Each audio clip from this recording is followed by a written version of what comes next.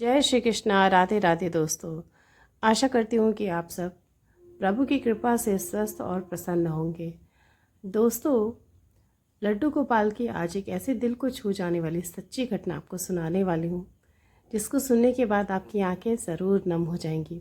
जिसको सुनने के बाद आपको विश्वास नहीं होगा कि लड्डू गोपाल अपने भक्तों की कितनी चिंता करते हैं। हम सभी भक्त भले अपने प्रभु को दुख सुख कभी किसी ऐसी स्थिति में विस्मृत करते भूल जाएं, लेकिन प्रभु इतने कृपालु होते हैं दोस्तों, जिसका अंदाज़ा हम आप क्या कोई भी नहीं लगा सकता। प्रभु को अपने हर एक छोटे बड़े भक्त की याद हमेशा रहती है। शायद ही ठाकुर जी कभी अपने भक्तों को भूलते होंगे दोस्तों। ये बात तो स्वयं भगवान ने भी स्वीकारी है, कही है कि मुझे मेरा भक्त अत्यंत प्रिय है। अपने भक्त के लिए मैं बिकने के लिए तैयार हूँ। हर भक्त के लिए नहीं, उस भक्त के लिए दोस्तों जो भगवान के लिए त्याग करते हैं, जो भगवान के लिए अपना सारा जीवन उनकी भक्ति में लगा देते हैं। दोस्तों, आज एक सत्य कथा एक नन्हे से बच्चे अशोक की मैं आपको सुनाने जा रही हूँ। अशोक 5 वर्ष का एक छोटा सा बच्चा होता है, जो कि गांव में अपने माता पिता के साथ एक छोटी सी झोपड़ी में रहा करता है। सभी बच्चों की तरह अशोक के भी बहुत ढेर सारे सपने थे कि वो अच्छे स्कूल में पढ़ने जाए, उसके पास कॉपी किताब हो, पेन हो, जिससे वो लिखे पढ़े, वो स्कूल में जाकर बच्चों से दोस्ती करे, उनके साथ खेले कूदे और एक सुनहरा भविष्य बनाए, जैसा हर एक बच्चा सोचता है। लेकिन दोस्तों, नसीब किसको क्या दे ये कोई नहीं जानता। सपने तो सबकी आंखों में होते हैं, लेकिन सच बहुत कम ही लोगों के होते हैं। अशोक अपने माँ पापा से बहुत प्यार करता है। उसके पिता और उसकी माँ भी उसे बहुत स्नेह देते हैं, लेकिन गरीबी के कारण वे इतने मजबूर हो जाते हैं कि अपने बच्चे की कोई भी इच्छा, कोई भी ख्वाहिश पूरी नहीं कर पाते।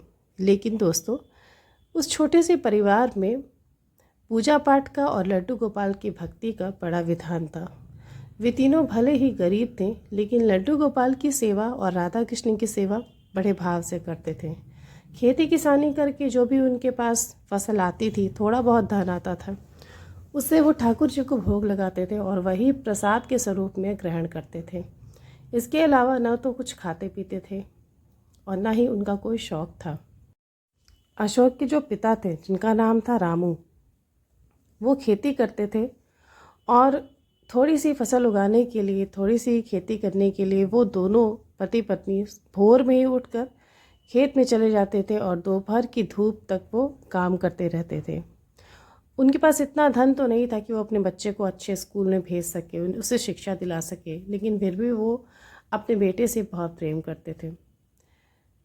रामू के मन में हमेशा ये दुख रहता था कि काश ये गरीबी मेरी कभी दूर हो जाती तो मैं भी अपने बेटे को स्कूल भेज पाता। इसी दुख के साथ, इसी मलाल के साथ वो अपना जीवन जी रहे थे।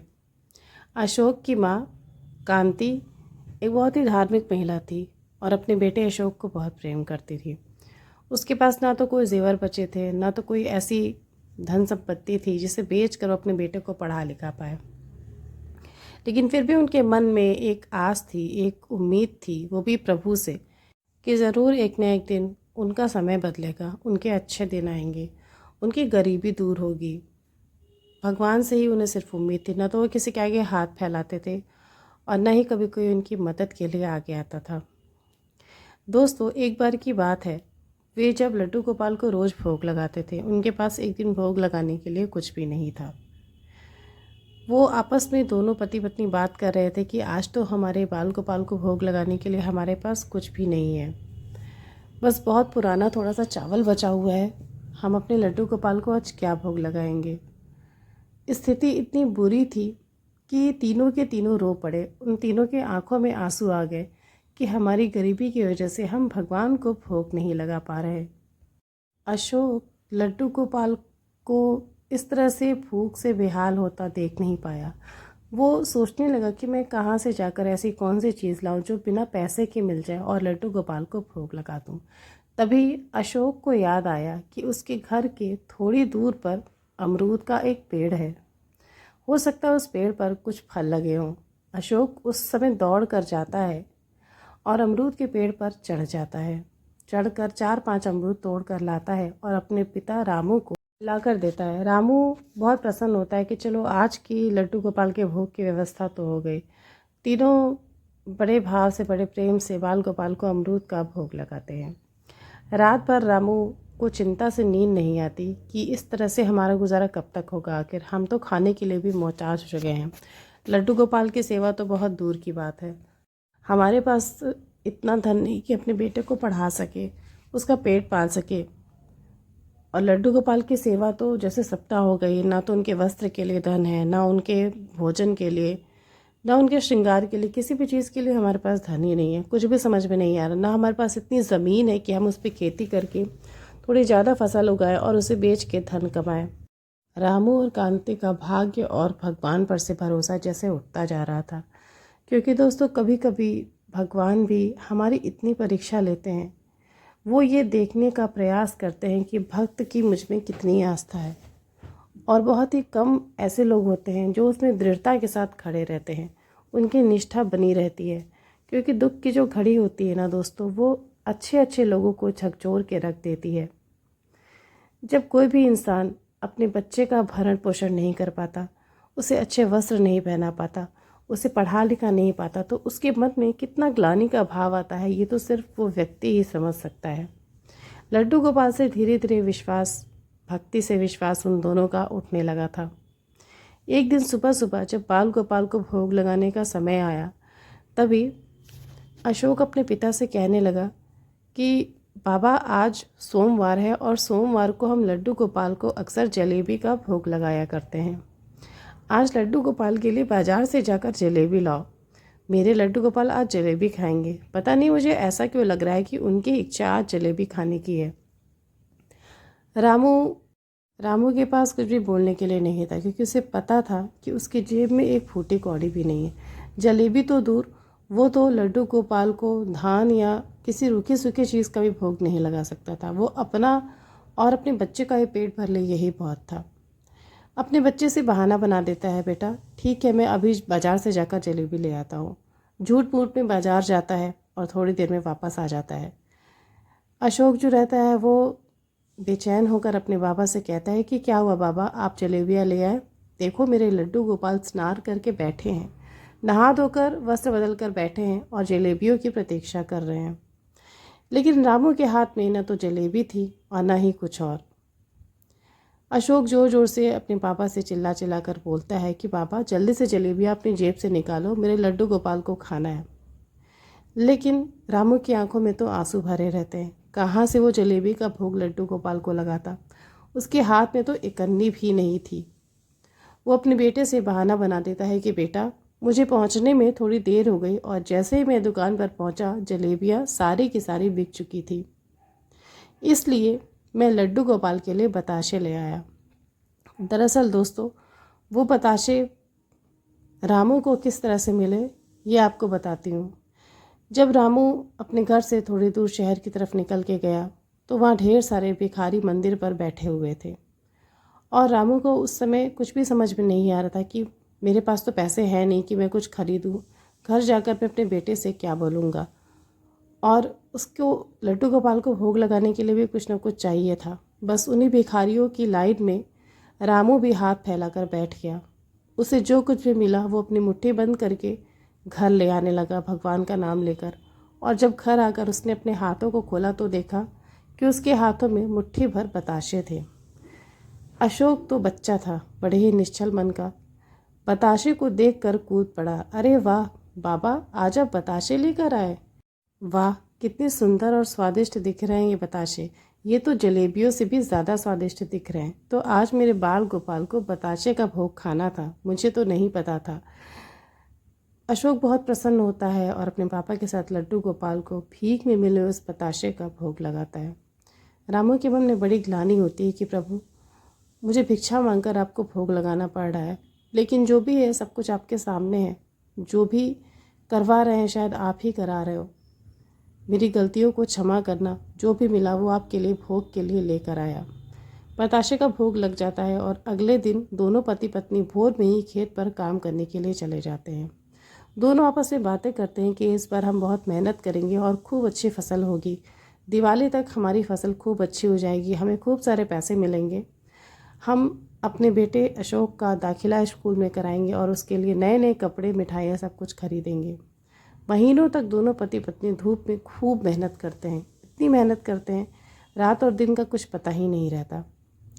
फसल धीरे धीरे तैयार होने लगती है और अब इंतज़ार होता है उसका फल मिलने का। अशोक को भी बहुत ज़्यादा इंतज़ार रहता है कि दिवाली आएगी तो बाबा को पैसे मिलेंगे फसल के और हमारी गरीबी दूर हो जाएगी, मैं स्कूल जाऊंगा, पढ़ूंगा। लेकिन होनी को तो कुछ और ही मंजूर था दोस्तों। एक दिन वो सभी तीनों रात में बाल गोपाल को शयन करा के भोग लगाने के बाद खाना खाकर सो गए और रात में धीरे धीरे हवा चलनी शुरू हुई। हवा चलते चलते कब वो तूफान और आंधी में बदल गई कुछ पता ही नहीं चला। खूब ज़ोर की बारिश और ओले वृष्टि पड़े जिसमें रामू के सारे खेत बर्बाद हो गए। पूरा खेत पानी पानी हो गया, पूरे गांव में बाढ़ आ गई। अगले दिन जब अशोक जगा तो देखा कि उसके माता पिता सर पीट कर रो रहे हैं और चारों तरफ पानी ही पानी है। सबकी स्थिति बहुत बुरी थी, सभी रो रहे थे। अशोक को समझ में आ गया कि मेरे बाबा कितने दुखी हैं।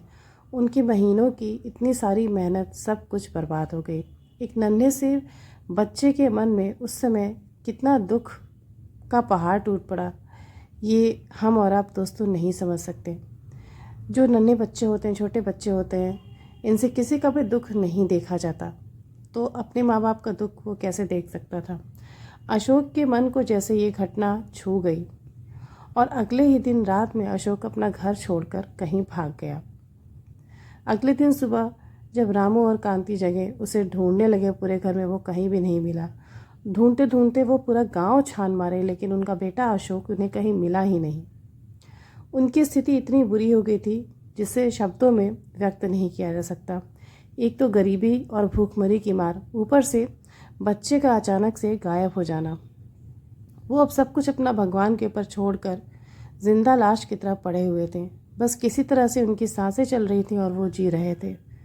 उनका भरोसा भगवान पर सब भी धीरे धीरे हटने लगा था। अशोक से अपने माँ बाप की ये पीड़ा देखी नहीं गई और वो भागकर शहर चला गया।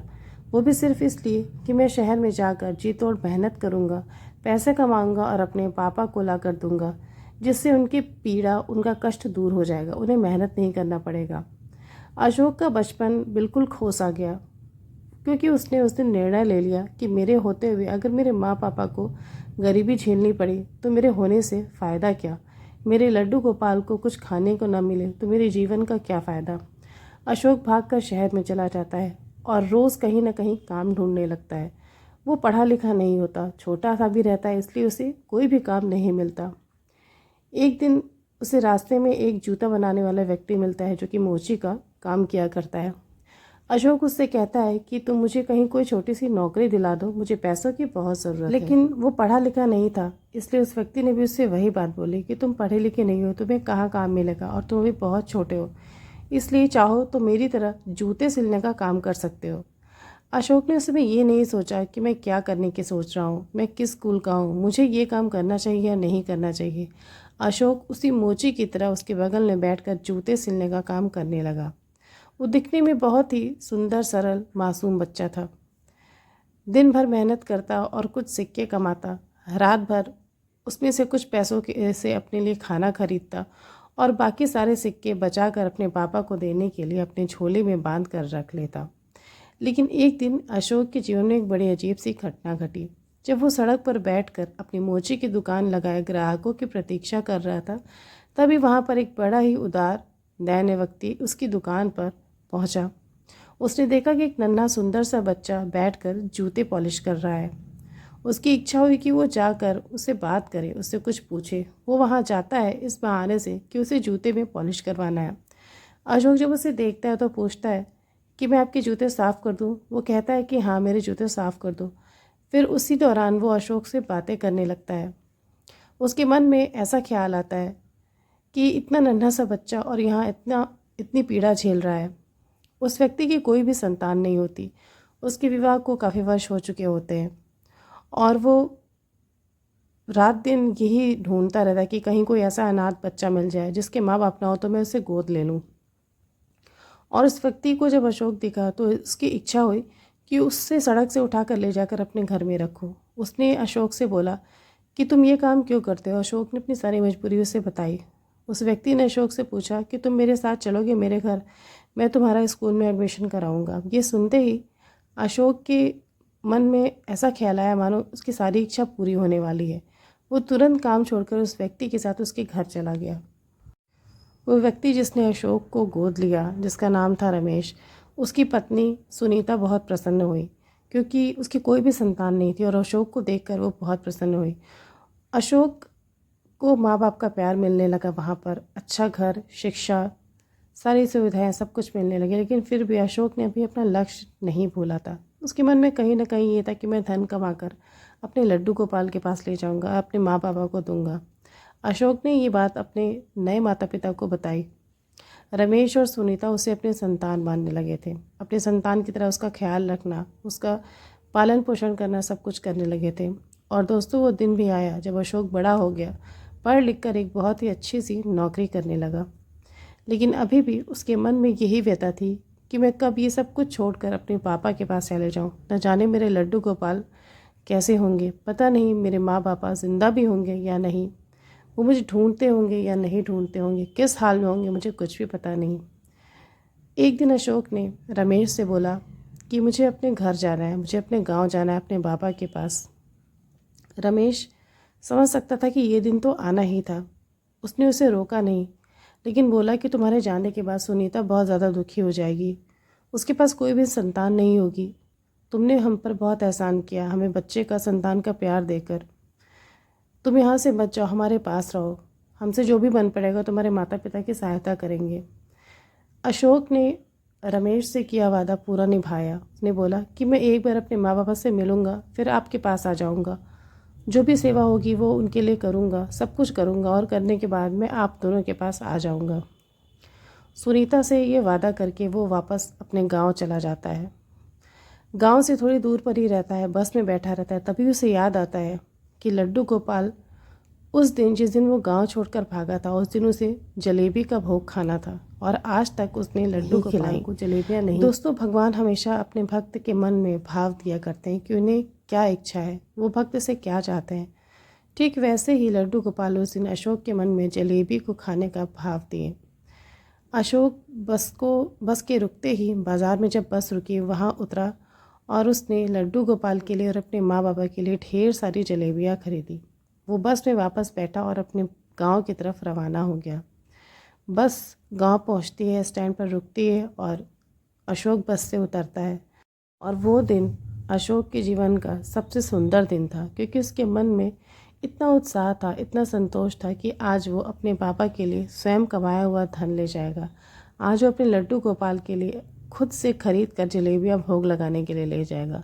इतना प्रसन्न तो वो शायद जीवन में कभी हुआ ही नहीं। उत्साह के साथ बस से उतरकर वो पैदल ही अपने गांव की तरफ बढ़ा जा रहा था। तभी रास्ते में उसने देखा कि ढेर सारे गांव के बच्चे दौड़ते हुए आ रहे हैं और अशोक के हाथ में जलेबियों का थैला देखकर उस पर झपट पड़ते हैं कि मुझे भी जलेबी दो, मुझे भी जलेबी दो, मुझे जलेबी खाना है। उसमें एक सांवला सा मोटा सा बच्चा आता है और ज़ोर से अशोक से टकरा जाता है जलेबियों को खाने के लिए। जैसे ही टकराता है, अशोक के हाथ से जलेबियों का थैला ज़मीन पर गिर जाता है और गिरने के बाद सारे बच्चे आकर जलेबी उठाकर खा लेते हैं। अशोक के हाथ में तो कुछ बचता ही नहीं। वो सोचता है कि अरे अब मैं क्या करूं, बच्चों ने तो सारी जलेबियां खा ली, कुछ भी नहीं बचा, चलो छोड़ो। अशोक उस समय ये भूल जाता है कि उसे लड्डू गोपाल के लिए जलेबी ले जानी थी। मैं वापस जाकर और जलेबी ले आऊं, ऐसा वो कुछ भी नहीं सोचता। वो ये बात सोचकर संतोष कर लेता है, चलो बच्चों ने खा लिया, कोई बात नहीं। वो माँ और पिता से मिलने के उत्साह में फिर से अपने घर की तरफ बढ़ने लगता है और वो समय आता है जब वो बहुत साल के बाद अपने घर, अपनी झोपड़ी में पहुँचता है। घर पहुँचते ही वो देखता है कि घर आधा गिर चुका है। अंदर जाता है, शाम का समय रहता है और देखता है कि झोपड़ी में घोर अंधेरा है। कहीं ना तो बिजली और ना ही कोई दीप जल रहा है। उस अंधेरे में वो कहाँ जाना है, उसे किधर जाना है समझ में नहीं आता। वो ज़ोर ज़ोर से अपनी माँ को पुकारता है, माँ माँ तुम कहाँ हो, देखो मैं आ गया तुम्हारे पास।